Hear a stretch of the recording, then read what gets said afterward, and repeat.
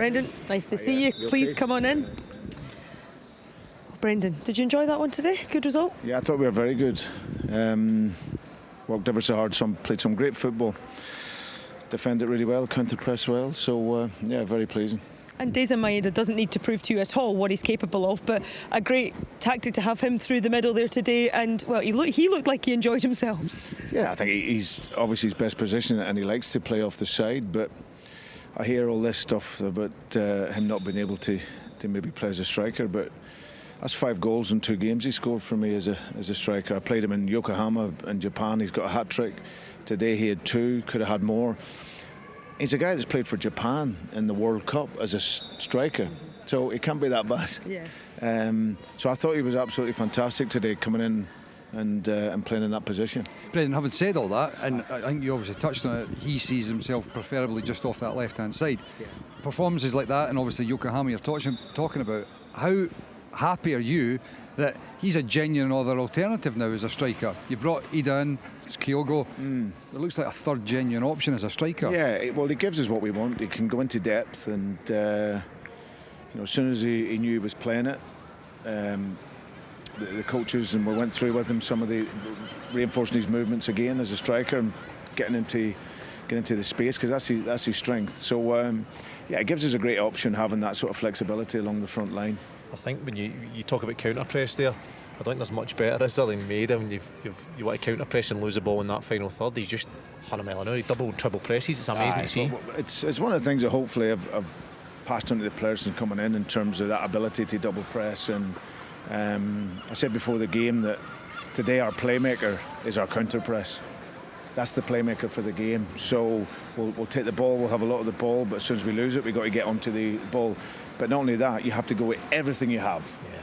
Everything you have to win it back. And I thought that hunger was there in the team. And you must be extremely happy to see that, because that was not at the same level that it is now, even when you came in at the start of last season. There's been a huge improvement in that respect. Yeah, no, 100%, Michael. I think that obviously different challenges, availability of players, people thinking that you're going to come in and do a lot of different things, but what we have, it's similar sort of structures really, same movements coming in on the inside, but I think the players probably having the trust now, and because a lot of the players were new when I came in, understanding how we want to work and how we want to play, and there's just little adaptations around the shape and structure. So but now you see them in flow, and now the mentality is very good and performing very well. When you look at your squad and you talk about the way they're playing just now, is there much more that, I know a manager will always want to add more, but is there much more that you feel you need in order to be where you want them to be? Yeah, I think this period is pretty straightforward.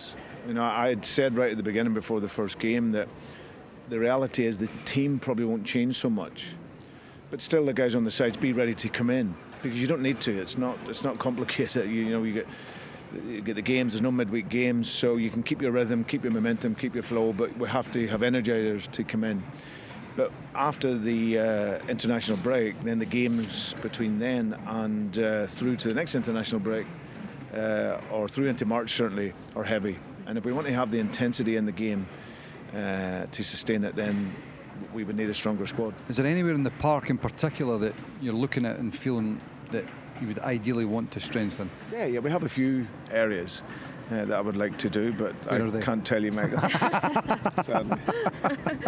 And is that with a mind to also in European action? We know there's a slight change in the format of the Champions League, and your desire as well to get Celtic performing to a certain level in that competition. Yeah, I don't just want to be in the Champions League for participation.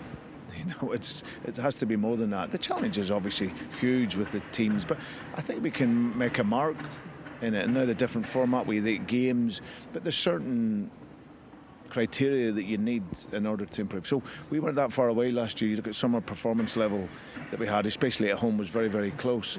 So I think with the right level of player to come in that can really help us, then as I said, that allows us to be competitive, not just participating in the competition. We've talked about players coming in. What about players going out? I mean, Matt O'Reilly is one that has been spoken about a number of times. I mean, do you expect him to be here come the end of the window? You don't need to sell it, I presume. Yeah, I don't know. Is the honest answer. I think that you see with him, he's an incredibly talented player. there's a value that we have for him. And if that's not met, he will be here. It's as simple as that. He's really happy here, but it has to be something that the club and from himself that draws him away. But no, it's just each day. I'm not overthinking it. We all know the model here at Celtic. The players will come, players will improve, and then they'll get to a level that might get beyond not the club, but in terms of financial salary. But until that comes, we continue to work with him. And just finally, Falkirk in the next round. What's your reaction to the draw? I'm so happy to see John McGlynn again. He's one of the nicest guys I've ever met in my life. He worked so hard for me when he was here. I think he thought his time in management was gone, and I tried to encourage him and support him and help him. And I remember talking to the Wraith owner at the time, and I'm so happy for him. He's an amazing guy. He done a fantastic job at Wraith, and now we see with Falkirk, he's done fantastic there as well. So I'll look forward to seeing him, and we will again have to be very good to, as I said, to beat them in the next round as well. Well, thank you for joining us, Brendan. Pleasure. Congratulations as always, and we'll see you soon. Thank you.